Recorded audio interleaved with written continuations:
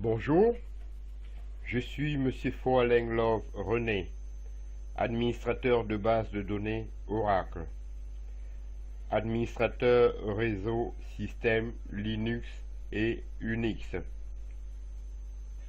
Aujourd'hui, dans le cadre de la continuité du cours sur les réseaux, nous allons étudier les couches du modèle OSI.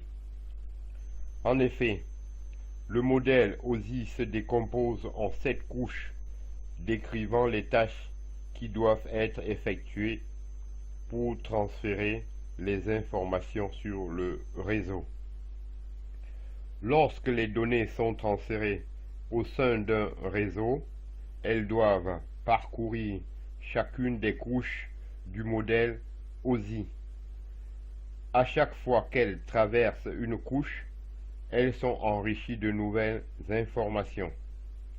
Lorsque les données atteignent leur destination, elles doivent une nouvelle fois parcourir l'ensemble des couches du modèle OSI. Les informations qui ont été ajoutées sont alors supprimées à chaque passage dans la couche correspondante. En petit 1, nous allons parler de la couche application.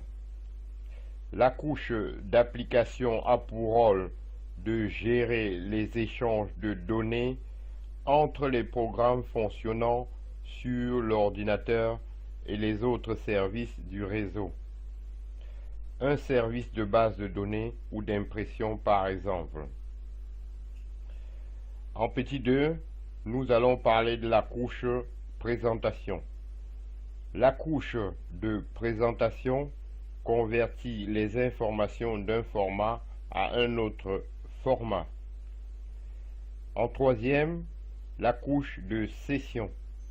La couche de session détermine comment les ordinateurs ou les périphériques configurés en réseau doivent communiquer. Elle établit et surveille les connexions. Maintenant, nous allons parler de la couche transport. La couche de transport corrige les erreurs de transmission et vérifie que les informations ont été acheminées sans erreur.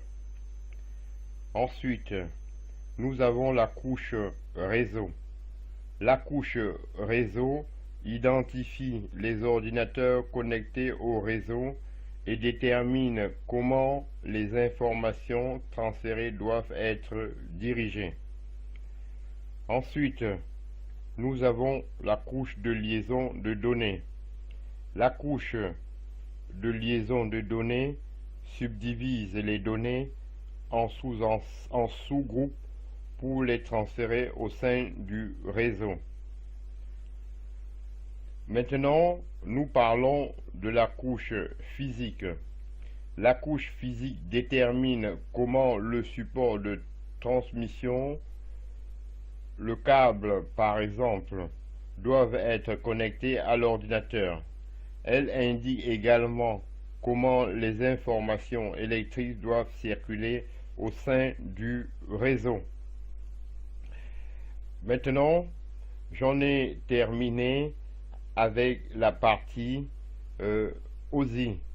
Je vous remercie. Voilà. Dans le prochain cours, nous travaillerons sur le protocole de réseau.